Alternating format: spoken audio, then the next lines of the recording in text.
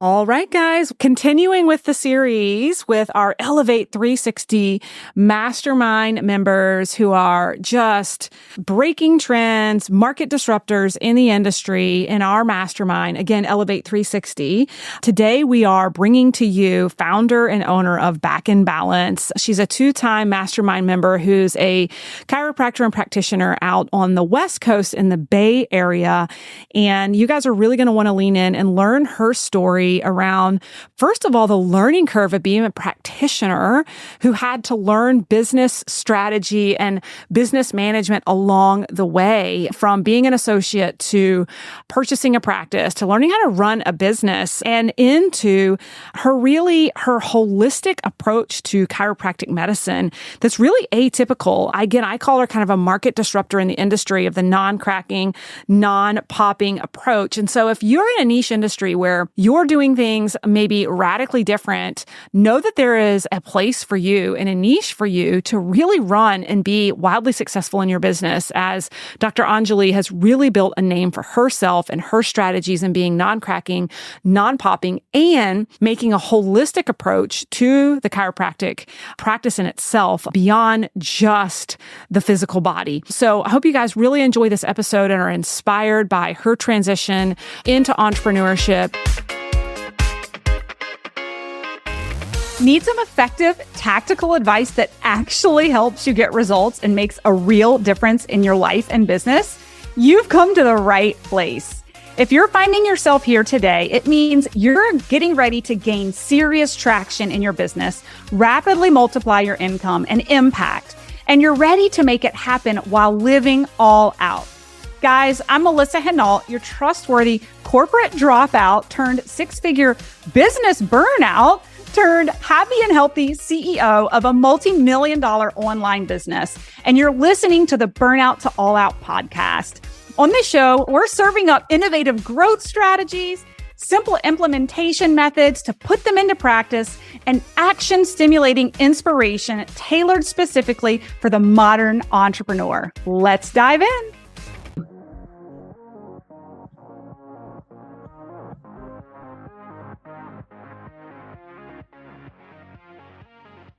All right, guys, welcome back to another awesome episode at Burnout to All Out. So excited to have Dr. Anjali here today, who's the founder and owner of Back in Balance. Anjali, welcome to the show. Thank you so much. I'm so glad to be here. Yes, I'm so excited to have you here today, as I'm going to call you the market disruptor. Okay. I think you are a market disruptor in the space of being a chiropractor who has this modality of non-cracking and non-popping. And I know you and I, we're here in Charlotte together. We just had dinner together last night, and we were talking about, even in my own family, I've got children and even a husband who are very resistant to like the pop in the neck, right? So I love that you are a market disruptor in offering this type of practice. And I'm excited to get into this today, not only being a market disruptor in the non-cracking, non-popping, but your holistic approach to chiropractic medicine altogether. Yeah, definitely. So Dr. Anjali, I know you are a member of our Elevate 360 Mastermind, and unlike the large majority of our students or clients who are in the program who've kind of pivoted from a corporate career or a W-2 of some sort into entrepreneurship, you really cannonballed straight in from school and clinical practice to launching your own practice. Mm-hmm. And so it's a really interesting journey. I thought we could start there. Yeah. Would you agree that chiropractors and really clinicians in general learn their craft, but what type of business support do you get before coming out to market and launching your practice? Let's just get back to the roots of you getting your practice up and off the ground. What did that look like for you? Yeah. So my journey was not expected. When I was in chiropractic school, the general trend is to start your own practice. That's kind of where we are led to have most opportunity, because it can be more challenging to find other options of being an associate or becoming an employee. So majority go into the world of just opening their own practice. And you spoke about business training, and we do have some courses in, or at least when I was in school we did, but we've often kind of lamented that for most practitioners, I think, even outside of chiropractic, you really need like this MBA program that's joined with the curriculum, because we don't get that training. Totally different mind, like discipline altogether. It is, right? So we're taught how to be clinicians, but we aren't necessarily taught how to run a practice, yet that is the more likely path that you will end up being on. And it can be really challenging to kind of navigate this whole other world of business development that unless you have natural skill set or some other way of having training in it, for the vast majority of my colleagues, that has been one of the bigger challenges. And I happened to come into a practice where I entered as an associate. And then after a few months, she told me she wanted to sell her practice. And I'm like, oh, I hadn't even consciously thought about that. And so I was kind of going through the pros and cons list when she brought this to me. She gave me first right of refusal as being her associate. And everything was great about the practice. The only con on my list was that it was in the city that I spent many of my years growing up. And I was like, oh, I'd really envisioned traveling and like being in a bigger city at the time. And so I was like, if that's the only con, I think this is an opportunity that I need to explore. But even in taking over a practice, even though she was there to help with the transition, it was so much to learn in such a short period of time that I didn't fully learn it. And I was very grateful for and dependent on the front desk staff support who decided to stay through the transition. And she continued with me in my practice for a number of years. But when she left a number of years later, it was also eye-opening to realize that because she had been doing the job before I got there, I hadn't really kept close attention or close enough attention to what she was doing. So when she exited, I'm like, oh, there are different facets that I didn't pay attention to because she had done it. And so it was very much a learning experience to realize that as a business owner, you really have to have a much stronger pulse on what is happening. But then as a practitioner, how do you balance where your zone of genius actually is? Right. And it most likely is not in both realms of practice management or clinician role and business management. Because it's almost like you have operations. Yes. And then you have the service itself and the clinician, like what you're trained to do. But then there's also this like bucket of the P&L. Is the business profitable? Yeah. Right? Like, can we keep the lights on? So these are like three major disciplines in one in order to run the practice. Yeah. So what do you think? Hey, gang. So I know some of you are listening to these episodes and you are like, wow, these mastermind members in Elevate 360 with Melissa sounds like they've had tremendous growth and tremendous transformation this year. I want to learn more. And if that's the case, and if some of this is resonating with you, definitely take a look at applying to our mastermind. The doors are open. The seats fill super fast. It is by application only. You can go to burnouttoallout.co, burnouttoallout.co, click on the programs, find the mastermind, and click to apply. We'll put the link in the show notes. But here's the thing.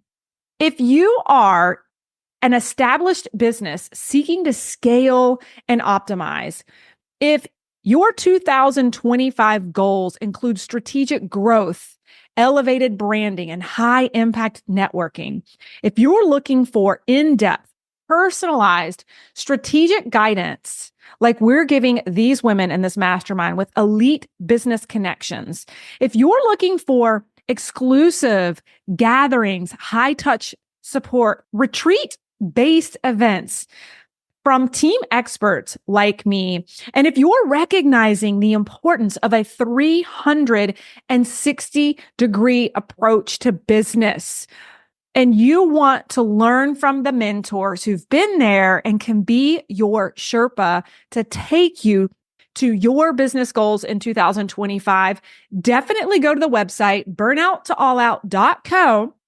Click on programs, go to the mastermind, and apply today. Would love to see your application come in. I am personally reviewing every single one of them. And if you're a good fit, we'll set up a clarity call to see if it's a good match. we're going to get into like your unique approach and how phenomenal you are with this. But I love getting into the nitty gritty of like the trials and tribulations of entrepreneurship and what you've learned. If you had to, so for all the clinicians listening in who are aspiring to launch or run their own thing, what would you say to the current evolved version of yourself, to the young, like previous version of yourself that purchased this practice, took it over? What would you have done differently if knowing now today what you know, what would you have done differently then? Yeah, that's a great question. I think what has really changed for me in the last couple of years is having put myself in a very different room of people to network with and really working with people who, or meeting people who are really, really clear on what their zone of genius, what their expertise actually is, and not trying to fill all the buckets. And I think one of the challenges that I faced, and I think many of my colleagues have faced in terms of trying to do it all, is I think I got lost in what are the things that I can do, what are the things that I'm capable of figuring out, versus what are the things that are best valued for my actual skill set and my knowledge, and who are the appropriate people to actually delegate tasks to. Because when it came time to find somebody, when my front desk person decided to leave, and then over the next number of years, I had different people in the front desk role. But because I hadn't slowed down enough to train them properly, obviously then they didn't actually know what exactly they were supposed to do. And at some point, I just got frustrated with it because I had to micromanage a lot because I hadn't set aside the time to train them. And then, you know, to stay top of mind, but also to help provide value and all the things that I wanted to do, but I didn't really have, or I didn't want to create the bandwidth and time and energy to sit down and think of what I'm going to write, let alone write it and then execute on it. And so it just got put on the back burner for a number of years, even though I know it's such an important part to have communication and to stay and to have that nurturing relationship. But then once I started finding people who were really excellent at that, who I could then share my thoughts and my vision with, and for them to execute. To delegate.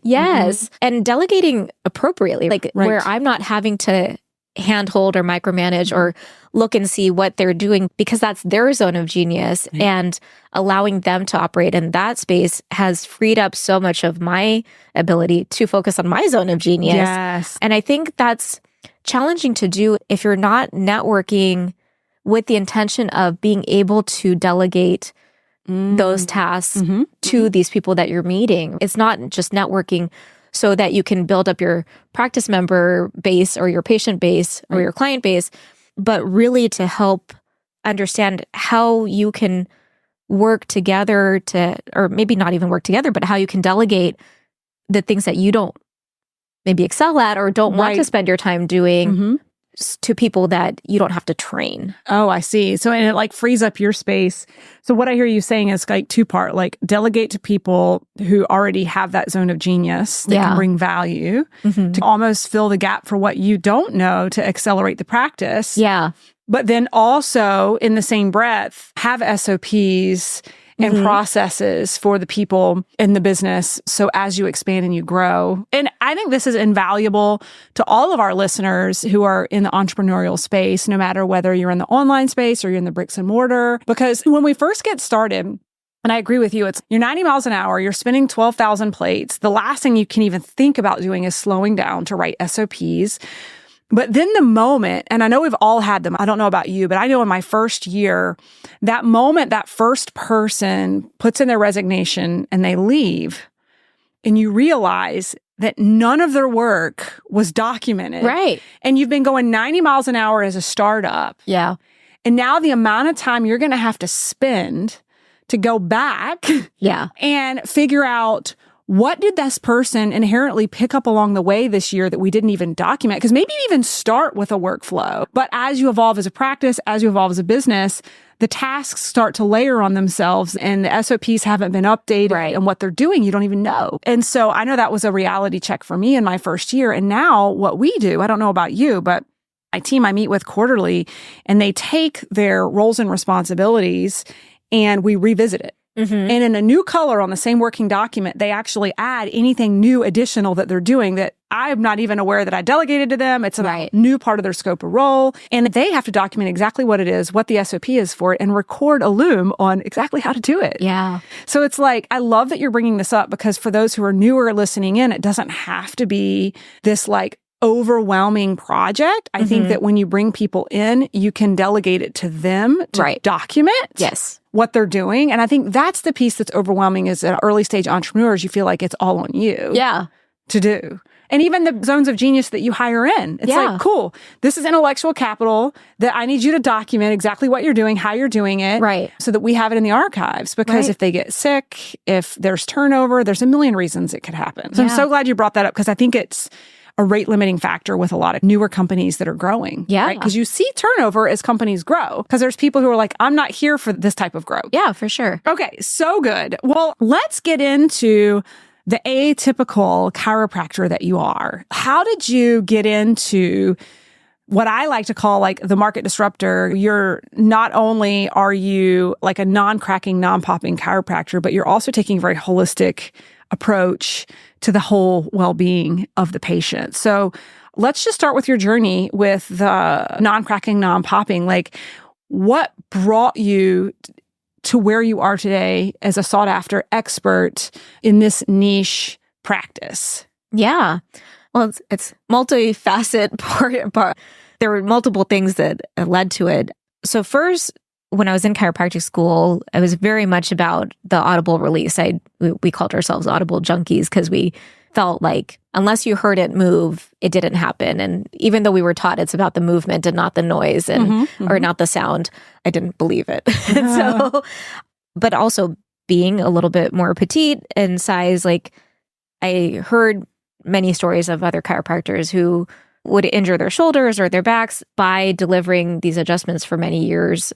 And so I was conscious of that, but I still couldn't get my head around doing it totally differently.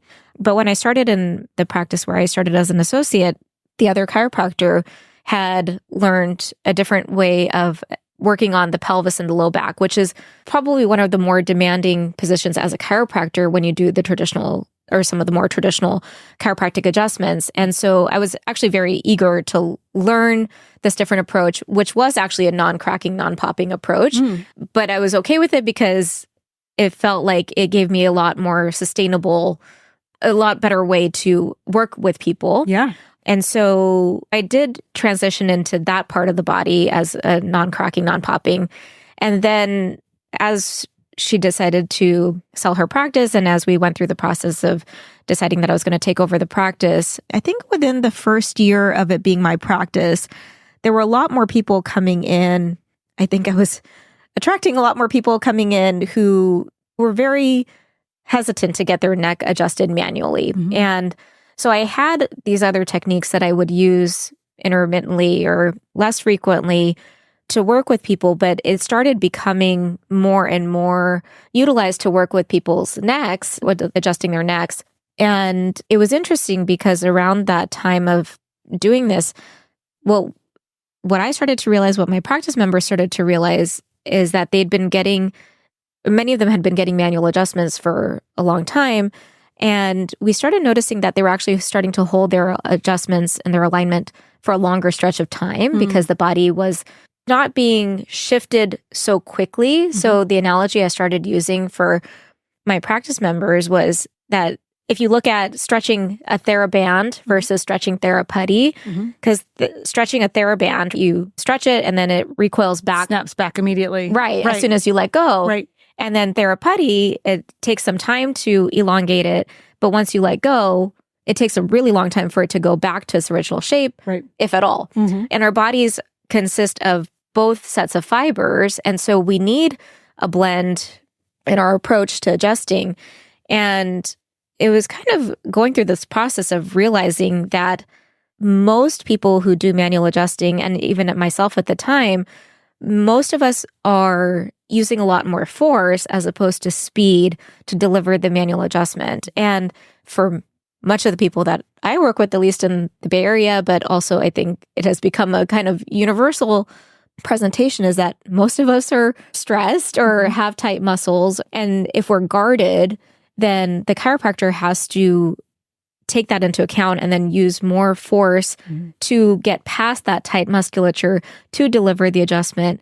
But if it's too much force, then the body will want to recalibrate to muscle memory patterns more quickly. And so that traditional, or the running joke in the chiropractic community, is that once you start going, you have to go for life, because the body's not necessarily holding it for as long a period of time. And as much as I love the holistic aspect and helping people in a more natural way, I also didn't want to become the natural Band-Aid for people, right? Like, I don't want people to become dependent on needing to come in for an adjustment in order to get through their day being pain-free or getting through their life. Like, I want it to be a part of their lifestyle, but not I need to get into my chiropractor, otherwise I can't function at my optimal level. Like, that's not the goal either. And so, although maybe a good business model, right? But it's also what people are hesitant to go in for their first adjustment. That's what my husband always said. Oh, don't go to the chiropractor, because once you go, you just can't stop going. Right? Yeah. But it's just one component. It's like, you can't train for a marathon by running once. You also can't go to the gym once and just expect to be totally toned and fit. But likewise, the chiropractic adjustment is one component. And yes, there is an element of regularity because it's nervous system regulation. It's not just putting a bone back in its place or fixing your alignment in that sense, but it's to help regulate your nervous system. And at what frequency do you need that can vary. But really, my goal was to, kind of going back to your original question about framing chiropractic in a different way, and also being, in my associate experience, the other chiropractor was really heavy in nutrition. So really getting to see on a day-to-day basis the integration of structure and function, and really understanding that you physically, physiologically really can't separate the two, right? Like it is very much hand in hand. And I dealt with eczema for many years, and despite being in chiropractic school and getting lots of adjustments, that never resolved my eczema. For me, it does help, or it can help other people, because it depends on what's causing the stress for you. And what Dr. D.D. Palmer, who started chiropractic, what he talks about is 3 sources of stress which lead to symptoms, which lead to misalignments in the body. And that is physical or structural stress. There's also nutritional chemical stress, and then there's mental emotional stress. And so just doing the adjustments in what we're taught in chiropractic school is focusing on the structural alignment, which is great. However, there are these 2 other components to our health and well-being. And what tends to happen for people in the mental emotional stress space, it might be more job related, it might be more family related or home life related. And those might be things that you can't make as quick changes on. It might require you to change your job. It might require you to change some relationships that you have at home or in your personal life. And sometimes those are harder or slower to make those dramatic changes with.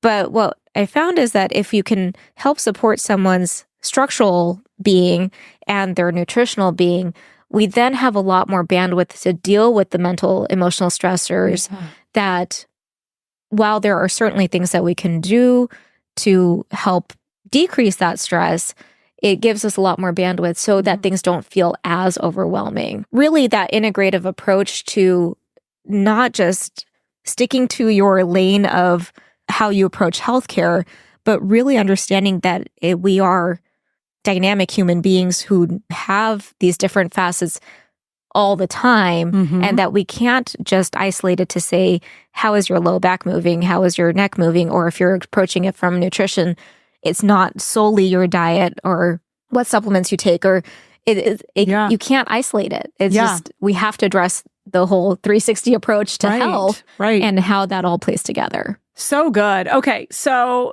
totally off the cuff question I have for you is around the chakras. And how do you feel about the theories around your chakras and how these chakras that are potentially blocked can actually manifest physiologically, like in your body. What is your approach to that? Yeah, I think there's just so many different philosophies or words used to describe essentially the same thing, right? Like energy centers. Yeah. So however you think about that, however you look at that, whether it's chakras or, I mean, every modality I think has its own terminology for what we're trying to identify. And I think whether we're looking at, I have training in chiropractic and craniosacral work and functional medicine and putting these things together. And it's really just allowing the body to do its thing, the innate intelligence or the inner physician or whatever you want to call it. Going back to the very basic example of if you get a cut, you don't have to consciously tell your body what to do to heal the cut. You can put a Band-Aid on it so it doesn't get infected, but your body's doing the internal healing provided that it has the resources to do what it needs to do. And so I think when it comes to chakra clearing or energy center clearing or spinal restrictions or whatever that might be, I think if we can recognize again that we are whole beings, that stress can manifest in a range of symptoms. I was sharing with you previously that I didn't realize for so many years that mental emotional stress for me plays out as sinus congestion. And I think we're so used to thinking of, I have low back pain, it must be something that I lifted or sat funny, or we assume that the way that the symptom shows up is connected to the type of stress that it would be, right? Or if we have an upset stomach, it must be that I ate something funny, or if I having trouble is because of my mind is racing. And so one of the examples I like to share with people is that when you get a headache, or at least when I get a headache, I have to go through a mental checklist of, did I drink enough water? Did I have an appropriate bowel movement? Did I sleep funny? Did I sit in front of the computer for too long? Am I thinking about, do I feel mentally stressed? Like a headache, I think most people are familiar with. It could be any range of causes, but the same is true for any symptom that we experience in our bodies. So how you address these different parts of your body that might be more connected to certain symptoms. Like if you have a block in your throat chakra, are you speaking the things that you need to speak? Or do you have a physical restriction in the lower part of your neck? Or how does that play out can actually vary quite a bit for each person. Yeah. Well, that's so fascinating. And the reason I bring this up is because I know for me personally, most folks are listening. They're not seeing this video, but I'm sitting right now with my left leg open and bent out. And what I found for over a year was that it was really uncomfortable for me to sit Indian style with my left hip. Like it was super restricted. And I had done everything I possibly could that every practitioner had told me I needed to do, including my local chiropractor. Now, Dr. Anjali is an entire country away from me, so I can't see her personally. I have to see a chiropractor locally. And I love my chiropractor, no knock on him. But the reason I ask about the energy centers at the chakras was earlier this year, it was brought forth to me that my root chakra was incredibly blocked with fear. And that I was I can't say I was totally unaware, but it was something I didn't want to address. And what I was told was that there was a series of traumas in my life that I was still holding this energy, this energetic fear at such a root level in my body that I was literally leaking this energy and literally creating this pain in my hip. It wasn't necessarily something I was doing physically in the gym. It was nothing I could remedy physically. And it was something I had to work through emotionally. And as I worked with someone emotionally, as pulling these inner child fears, traumas, working through the emotions and clearing that energy. If you were to see this video right now, I'm literally sitting with that left leg wide open. And for a year, I had to sit with it straight out because I literally couldn't bend the hip open. And so that's got me really curious about that mental aspect to the alignment of our body. And how those energies, where we're harboring them. And it sounds like for you, from a science perspective, what's going on up there when you're under stress. So it fascinates me. Yeah. And I think we tend to associate the word stress we automatically assume it means mental, emotional stress. And I think obviously that is definitely a component to it.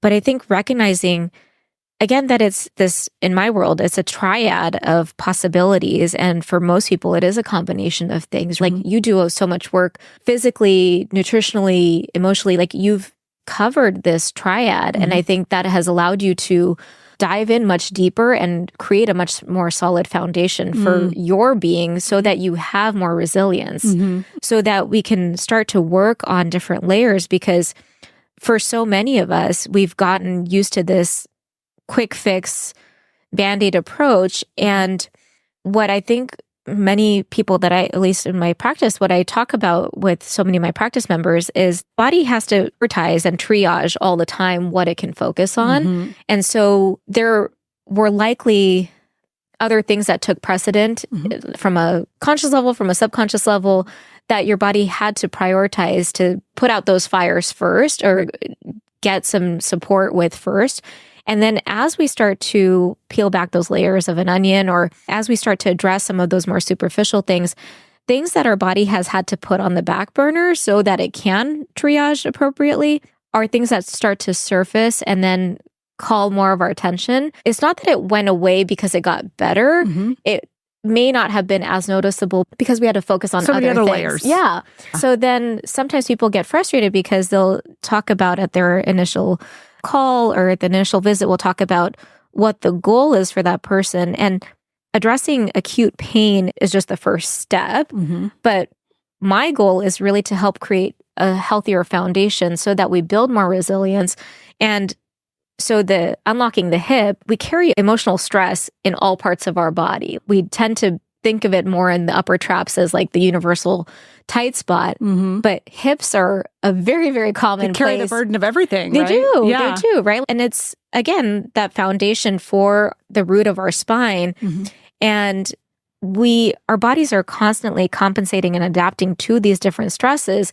And if we just get used to that being the norm. So depending on your current energy level, your current sleep quality, your current health quality, for many people that becomes the norm. So we accept it. And then we don't often realize, because it may not have been communicated, that if we give the body the space to do what it needs to do, the support to do what it needs to do, the potential for us as human beings is actually so amazingly high. But we haven't been told that a lot of times. So we've just kind of accepted this as our fate I'm going to get on my soapbox a little bit here, because a lot of people come in saying like, oh, it's just because I'm X years old, or it's just because it's age, right? Like we expect it to happen. Like once we kind of expect our teen years, our early 20s to be where we're kind of invincible.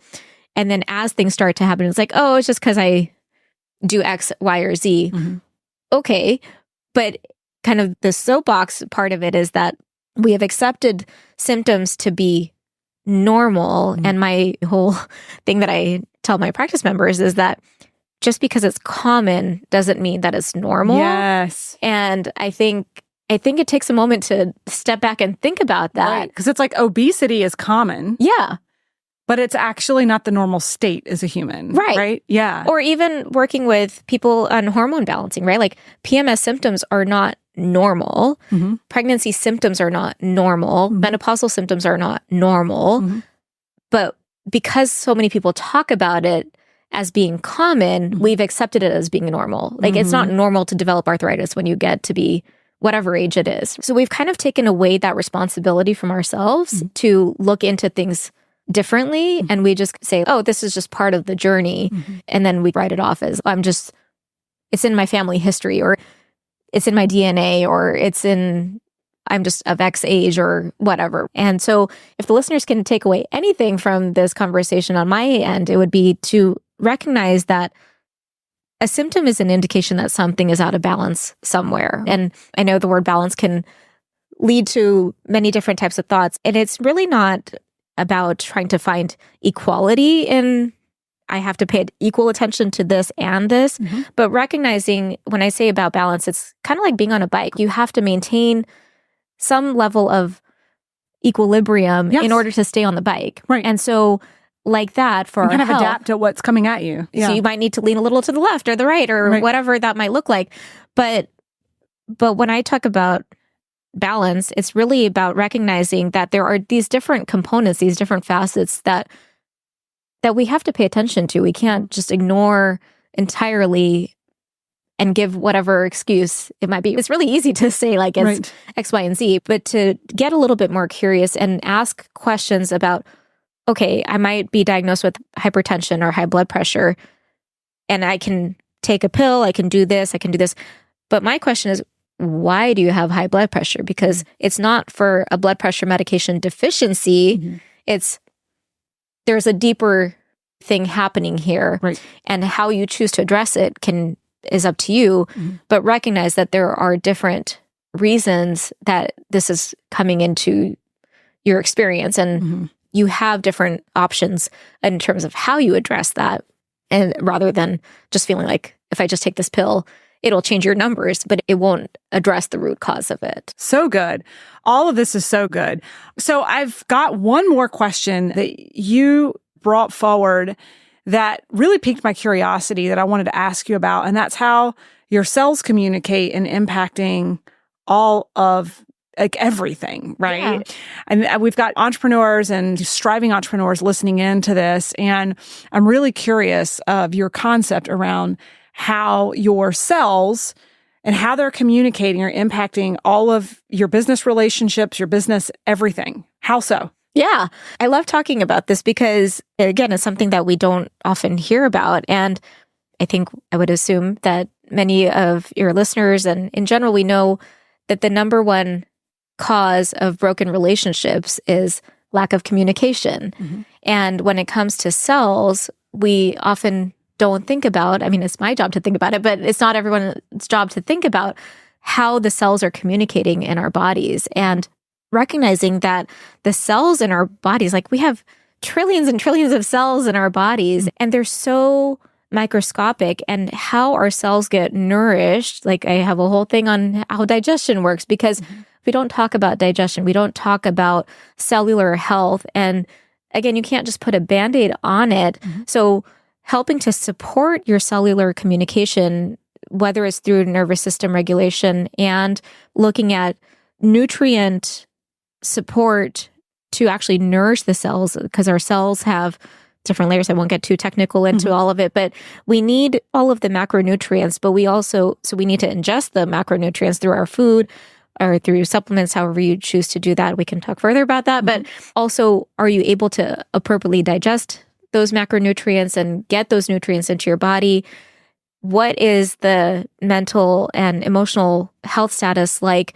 Because one of the people I really admire is Dr. Bruce Lipton, and he was one of the pioneers that did the clinical research to show how our thoughts impact the cells in our body. And so one of his earlier books, The Biology of Belief, talks about showing how our thoughts can change. It's not just like staying positive and things like that, but how the message gets communicated to the cells and how they flow differently, how they expand differently.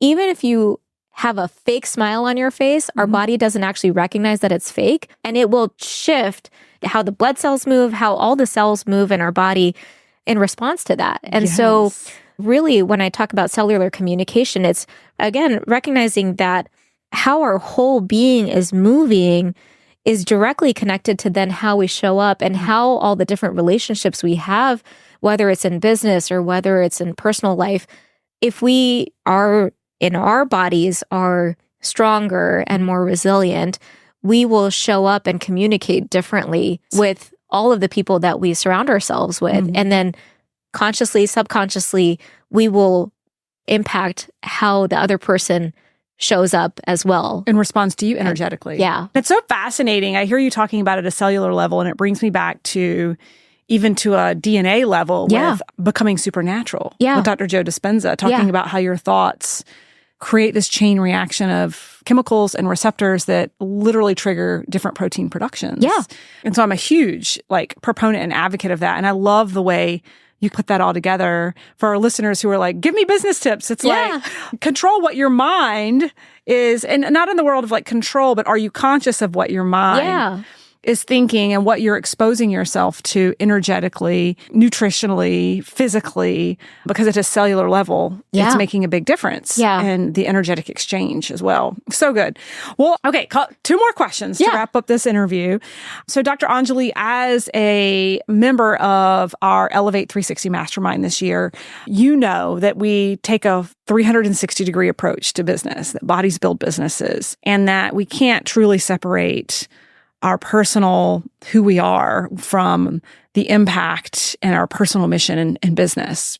Throughout the year, where do you think you've evolved the most in your 360-degree approach, whether it's personally, professionally, in your business?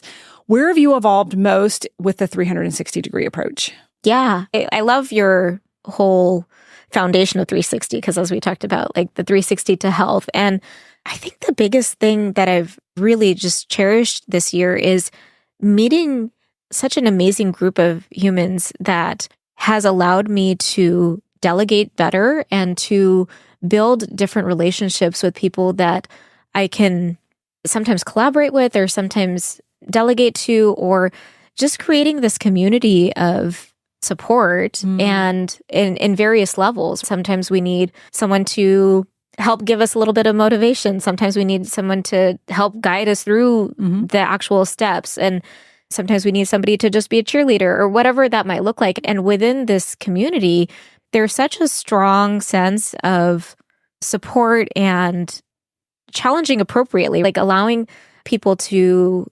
understand where they're at, what the next step is, whether it's strategic or doing inner work, and having conversations with people who are in that space as well. So you don't always have to explain it from, everybody knows where you're coming from. So it gives me the ability as my, as being a CEO or as running my own practice and building out different lanes, it gives me space to do that, because then I don't have to solve all the problems. And that's so liberating, because I think we're so used to trying to manage it all, right?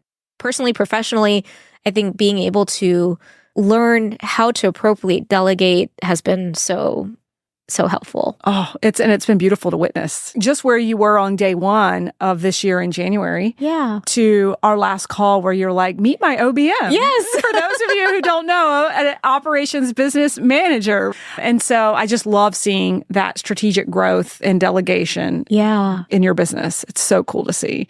So good. Okay. So final question for our listeners. What do you have going on? What resources do you have? How can folks connect with you? Well, I think the best way would be to go to the website. So it's backinbalancehealth.com. So BACKINBALANCEHEALTH.com. I did not realize when I was creating my website that it was going to be so long. But that's the best hub, because it links to all the social media, all the offerings, everything is on there.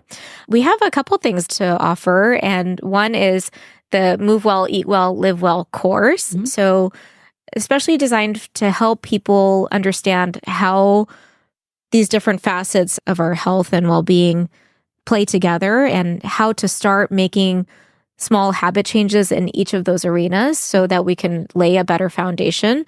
It's a 6-week course. You get DIY access to it. And so it's available to you anytime. And then the other is for corporate wellness, to help larger companies help their employees start to be able to implement this approach to well-being, right? And understanding that it is multifaceted, and that while the demands might be different as an employee versus as a business owner, my goal is really to help families move well, eat well, live well, so that we can start changing the experience for our younger generations, so that we can shift future generations to come. Beautiful. So beautiful. Okay. So remind people one more time, in case they're listening and they're multitasking, what's the website one more time that they can go to? Yeah, it's backinbalancehealth.com. chiropractors.com. Okay, perfect. And then from a social media perspective, where do you like to connect and hang out? What's your jam? I'm actually on all the platforms. Awesome. So whether it's LinkedIn, I'd have to look up each of the handles. But Well, we can put the handles in the show notes, but you don't have a preferred platform, and they can come find you on their preferred platform. yeah, Right. LinkedIn, Instagram, Pinterest, and Facebook. Okay. So Awesome. Dr. Anjali, this has been so fun. Thank you for getting on a plane, traveling multiple time zones, and being here to do an in-person recording today. Just have so enjoyed witnessing your journey and your growth over the past couple of years. Now, this is your second year in the mastermind, and it's just been so cool to see the transformation and where you are today, and really that ultimate word, impact. And like how you're impacting so many lives with your purpose-driven business, and just excited to see what's up next for you. thank you so much. I'm so glad to be here. Yay. Awesome. And I'll see you in October. Yes. All right. Yes. Awesome. Thank you. Yeah. All right, guys. Continuing with the series with our Elevate 360 mastermind members who are just breaking trends, market disruptors in the industry in our mastermind. Again, Elevate 360. Today, we are bringing to you founder and owner of Back in Balance. She's a 2-time mastermind member who's a chiropractor and practitioner out on the West Coast in the Bay Area. And you guys are really going to want to lean in and learn her story around, first of all, the learning curve of being a practitioner who had to learn business strategy and business management along the way, from being an associate to purchasing a practice to learning how to run a business, and into her holistic approach to chiropractic medicine that's really atypical. Again, I call her kind of a market disruptor in the industry of the non-cracking, non-popping approach. And so if you're in a niche industry where you're doing things maybe radically different, know that there is a place for you and a niche for you to really run and be wildly successful in your business, as Dr. Anjali has really built a name for herself and her strategies in being non-cracking, non-popping, and making a holistic approach to the chiropractic practice in itself, beyond just the physical body. So I hope you guys really enjoy this episode and are inspired by her transition into entrepreneurship and the impact. Thanks, guys, so much for listening in on today's podcast episode. And I can't wait for you to see my upcoming guest in the next episode. You are going to love this keynote speaker. Hey, here's the deal. If you liked this, please subscribe and leave a review. And you want the latest online business growth strategies and exclusive LinkedIn pro tips sent straight to your phone? Text the word update to 704-318-2285. That is, text the word update to 704-318-2285. Can't wait to see you guys. Come find me over on Instagram, LinkedIn, Facebook, wherever you like to hang.